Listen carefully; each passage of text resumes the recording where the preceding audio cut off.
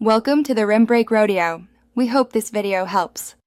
You start by confirming prerequisites: an Azure subscription, a resource group, and a storage account. Once done, install Azure CLI and Azure Functions core tools and add the VS Code Functions extension so you can scaffold and debug locally. Next, log in with AzLogin, pick your runtime, Node, Python, or Net, and run func init to create the project. Then run func new to add your first function. This gives you a working skeleton to test and iterate on immediately.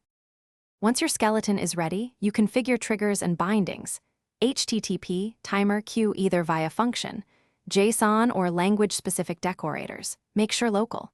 Settings: JSON contains any connection strings or keys, but never check that file into source control.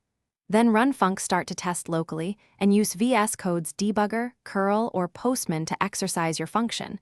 This reveals binding issues and permissions early. Also update host JSON for logging and timeout behavior, and mirror key app settings so production behavior you deploy when tests pass. Use Azure Function App deployment source config zip or the function's core tools publish command to push your package, making sure the runtime and app service plan match expectations. After deployment, enable application insights and open log stream and live metrics to monitor cold starts and errors. If something breaks, inspect detailed logs, restart the app, and verify connection strings, storage account access, and the runtime version. This single troubleshooting tip, check logs first, usually points to the root cause quickly. Thanks for watching. Consider subscribing if we helped you.